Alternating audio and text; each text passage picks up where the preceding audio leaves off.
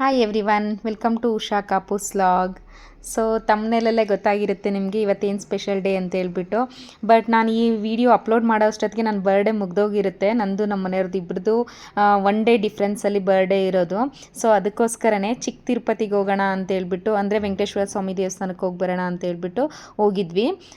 ನಾವು ಅಲ್ಲಿಗೆ ರೀಚ್ ಆಗೋ ಅಷ್ಟೊತ್ತಿಗೆ ಆಫ್ಟರ್ನೂನ್ ಆಗಿತ್ತು, ಹಾಗಾಗಿ ರಶ್ ಏನಿರಲಿಲ್ಲ. ಸೊ ದರ್ಶನ ಎಲ್ಲ ತುಂಬ ಚೆನ್ನಾಗಾಯಿತು. ಸೊ ಅಲ್ಲೆಲ್ಲ ಲಡ್ಡು ಎಲ್ಲ ಇಟ್ಕೊಂಡಿದ್ರು, ಅದನ್ನು ತೊಗೊಂಡ್ವಿ. ಬಟ್ ತಿರುಪತಿಲಿರೋ ಥರ ಏನು ಇರೋದಿಲ್ಲ ಟೇಸ್ಟ್ ಎಲ್ಲ. ಬಟ್ ಓಕೆ, ಅಲ್ಲಿಗೆ ಹೋಗಿದ್ದೀವಲ್ಲ ಅನ್ನೋದಕ್ಕೆ ಖಾರ ಮಂಡಕ್ಕಿ ಮತ್ತು ಲಡ್ಡು ಎಲ್ಲ ತೊಗೊಂಡು ಮನೆಗೆ ರೀಚ್ ಆದ್ವಿ. ಸೊ ಮನೆಗೆ ಬರೋ ಅಷ್ಟೊತ್ತಿಗೆ ತುಂಬ ಟೈಮ್ ಆಗಿತ್ತು. ಹಾಗಾಗಿ ಫ್ರೆಶ್ನಪ್ ಆಗಿಬಿಟ್ಟು ಸೊ ನೆಕ್ಸ್ಟು ಬಟ್ಟೆ ಮಿಷಿನಿಗೆ ಹಾಕಬೇಕಿತ್ತು. ಸೊ ಅದನ್ನೆಲ್ಲ ಕೆಲಸ ಮುಗಿಸ್ಕೊಂಡೆ. ಇನ್ನು ಈವ್ನಿಂಗ್ ಏನಾದ್ರು ಸ್ಪೆಷಲ್ ಮಾಡೋಣ ಅಂತ ಹೇಳ್ಬಿಟ್ಟು ಗೀ ರೈಸ್ ಮತ್ತು ದಾಲ್ ತಡ್ಕ ಮಾಡ್ಕೊಳಕ್ಕೆ ರೆಡಿ ಮಾಡ್ಕೊತಾ ಇದ್ದೀನಿ. ಸೊ ಈರುಳ್ಳಿ ಕಟ್ ಮಾಡ್ತಾ ಇದ್ದೆ, ಕಣ್ಣಲ್ಲೆಲ್ಲ ನೀರು ಬರ್ತಾ ಇತ್ತು. ಅದು ಹಸಿಗಡ್ಡೆ ಇರುತ್ತಲ್ವ ಇವಾಗ, ಅದಕ್ಕೇ. ನೆಕ್ಸ್ಟ್ ಇಲ್ಲಿ ದಾಲ್ ತಡ್ಕಕ್ಕೆ 1 ಕಪ್ಪಷ್ಟು ಬೇಳೆ ತೊಗೊಂಡ್ಬಿಟ್ಟು ಅದಕ್ಕೊಂದು ಸ್ವಲ್ಪ ಉಪ್ಪು ಹಾಕಿ ಅದನ್ನ ಸಪ್ರೇಟ್ ಬೇಯಿಸ್ಕೊತಾ ಇದ್ದೀನಿ. ನೆಕ್ಸ್ಟ್ ಒಂದು ಸ್ವಲ್ಪ ಟೊಮೊಟೊ ಈರುಳ್ಳಿ ಎಲ್ಲ ಕಟ್ ಮಾಡಿಕೊಂಡು ಒಂದು ಪ್ಯಾನ್ಗೆ ಎಣ್ಣೆ ಹಾಕ್ಬಿಟ್ಟು ಇದಕ್ಕೆ ಸಾಸಿವೆ ಹಾಕ್ತಾಯಿಲ್ಲ, ಜೀರಿಗೆ, ಕರಿಬೇವು, ಒಣಮೆಣ್ಸಿಕಾಯಿ ಮತ್ತು ಒಂದು ಸ್ವಲ್ಪ ಹಸಿಮೆಣ್ಸಿಕಾಯಿ ಫ್ರೈ ಮಾಡ್ಕೊತಾ ಇದ್ದೀನಿ. ಅದು ಫ್ರೈ ಆದಮೇಲೆ ಈರುಳ್ಳಿ ಹಾಕ್ತಾಯಿದ್ದೀನಿ, ಅದನ್ನು ಅಷ್ಟೇ ಚೆನ್ನಾಗಿ ಫ್ರೈ ಮಾಡ್ಕೊಬೇಕು.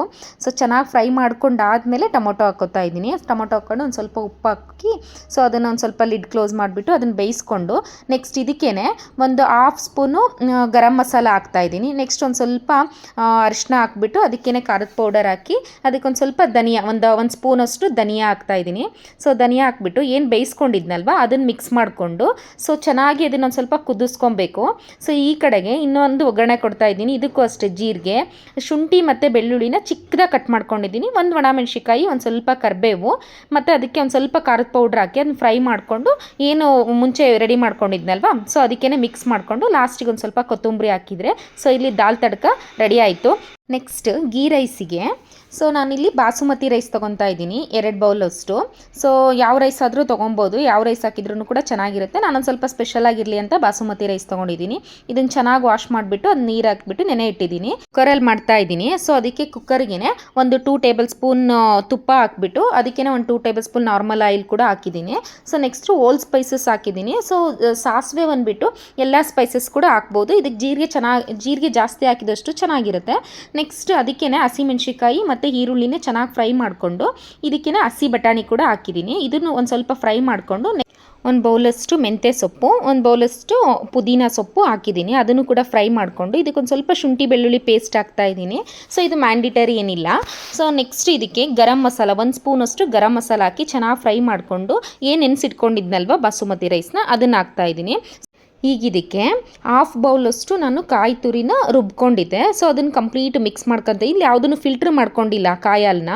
ಸೊ ಬೇಕು ಅಂದರೆ ನೀವು ಫಿಲ್ಟ್ರ್ ಮಾಡಿಕೊಂಡು ಜಸ್ಟ್ ಬರೀ ಹಾಲು ಕೂಡ ಹಾಕ್ಬೋದು. ಸೊ ನಾನಿಲ್ಲಿ ಯಾವುದು ಫಿಲ್ಟ್ರ್ ಮಾಡ್ಕೊಂಡಿಲ್ಲ, ಅದೇನು ರುಬ್ಕೊಂಡಿದ್ನಲ್ವ ನೈಸಾಗಿ ಅದನ್ನೇ ಮಿಕ್ಸ್ ಮಾಡಿದ್ದೀನಿ.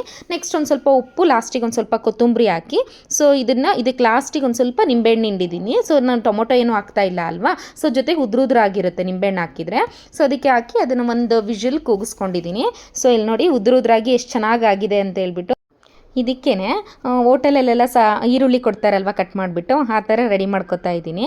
ಸೊ ಇದಕ್ಕೇನಿಲ್ಲ, ತುಂಬ ಸ್ಲೈಸಾಗಿ ಕಟ್ ಮಾಡಬೇಕು ಈರುಳ್ಳಿನ. ಕಟ್ ಮಾಡಿಬಿಟ್ಟು ಇದಕ್ಕೊಂದು ಸ್ವಲ್ಪ ಉಪ್ಪು, ಖಾರದ ಪುಡಿ, ಒಂದು ಸ್ವಲ್ಪ ಲೆಮನ್ ಜ್ಯೂಸನ್ನ ಹಾಕ್ಬಿಟ್ಟು ಇದನ್ನು ಚೆನ್ನಾಗಿ ಮಿಕ್ಸ್ ಮಾಡಿಕೊಂಡ್ರೆ ಸೊ ರೆಡಿ ಆಯಿತು. ಇದು ಈರುಳ್ಳಿ ಏನು ಡಾಬಾದಲ್ಲಿ ಅಥವಾ ರೆಸ್ಟೋರೆಂಟಲ್ಲೆಲ್ಲ ಕೊಡ್ತಾರಲ್ಲ ಆ ಥರ ಚೆನ್ನಾಗಿರುತ್ತೆ. ಇದು ಕೂಡ ಒಂದು ಕಲಿಸ್ಬಿಟ್ಟು ಒಂದು 5 ಮಿನಿಟ್ಸ್ ಬಿಟ್ಟರೆ ಚೆನ್ನಾಗಿ ಅದು ಉಪ್ಪು ಖಾರ ಎಲ್ಲ ಇಟ್ಕೊಂಡಿರುತ್ತೆ. ಹಾಗೆ ಇನ್ನೇನು ಊಟಕ್ಕೆಲ್ಲ ರೆಡಿ ಆಯಿತು. ಸೊ ಹಾಗೆ ಸ್ವೀಟ್ಸ್ ಎಲ್ಲ ಇತ್ತು, ಅದನ್ನು ಕಟ್ ಮಾಡಿಬಿಟ್ಟು ಅದನ್ನು ಬೌಲಿಗೆಲ್ಲ ಅರೇಂಜ್ಮೆಂಟ್ ಮಾಡ್ತಾ ಇದ್ದೆ.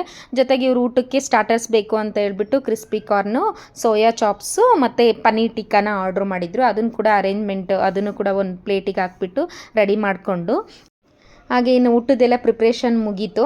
ಸೊ ಮುಗಿದ ಮೇಲೆ ಕೇಕ್ ಕಟ್ ಮಾಡೋಣ ಅಂತ ಹೇಳ್ಬಿಟ್ಟು ರೆಡಿ ಮಾಡ್ಕೊಂಡ್ವಿ. ಸೊ ಕೇಕ್ ಕಟ್ ಮಾಡೋದಕ್ಕೆ ಒಂದು 11:30 11:45 ಆಗಿತ್ತು. ಆ ಟೈಮಲ್ಲಿ ಕೇಕ್ ಕಟ್ ಮಾಡಿದ್ದು. ಆ್ಯಕ್ಚುಲಿ ಅವ್ರ ಬರ್ಡೇ ಮುಗಿಯುತ್ತೆ, ಇನ್ನು ನನ್ನ ಬರ್ಡೇ ಸ್ಟಾರ್ಟ್ ಆಗುತ್ತೆ. ಸೊ ಆ ಟೈಮಲ್ಲಿ ಯಾವಾಗಲೂ ಕೇಕ್ ಕಟ್ ಮಾಡೋದು. ಸೊ ಇದು ಒಂಥರ ಅಭ್ಯಾಸ ಆಗೋಗ್ಬಿಟ್ಟಿದೆ. ಯಾವುದಾದ್ರು ಒಂದು ದಿನ ಕೇಕ್ ಕಟ್ ಮಾಡ್ತೀವಿ, ಇಬ್ಬರದು ಇರೋದ್ರಿಂದ ಸುಮ್ಮನೆ ಕೇಕು ತಿನ್ನಲ್ಲ, ವೇಸ್ಟ್ ಆಗಿಬಿಡುತ್ತೆ ಅಂತ ಹೇಳ್ಬಿಟ್ಟು ಒನ್ ಡೇಯಲ್ಲಿ ಕೇಕ್ ಕಟ್ ಮಾಡಿಕೊಂಡು ಇದೇ ಥರನೇ ನಾವು ಪ್ರತಿ ವರ್ಷ ಸೆಲೆಬ್ರೇಟ್ ಮಾಡ್ಕೊಂಡು ಮಾಡ್ಕೊಳ್ಳೋದು. ಇದು ಒಂಥರ ಹ್ಯಾಪಿನೆಸ್ಸು. ಆ್ಯಕ್ಚುಲಿ ಪ್ರತಿ ವರ್ಷ ನಾವು ಸಿಕ್ಕಾಗಿಂದನೂ ಕೂಡ ಇದೇ ಥರನೇ ನಾವು ಸೆಲೆಬ್ರೇಟ್ ಮಾಡ್ಕೋತಾ ಇರೋದು. ಹೊಸ ಫ್ರೆಂಡ್ಸ್ ಸಿಗ್ತಾರೆ, ಹೊಸದಾಗಿ ಒಂಥರ ಪ್ರತಿ ವರ್ಷವೂ ಒಂಥರ ನ್ಯೂ ಅಂತಲೇ ಫೀಲ್ ಆಗುತ್ತೆ ನನಗೆ. ಈ ಡೇ ಯಾವ ಥರ ಮುಗೀತು ಅಂತಲೇ ಗೊತ್ತಾಗಲಿಲ್ಲ ನಮಗೆ. ನಿಮಗೂ ಈ ಲಾಗ್ ಇಷ್ಟ ಆಯಿತು ಅಂತ ಹೇಳಿದರೆ please like, share and subscribe.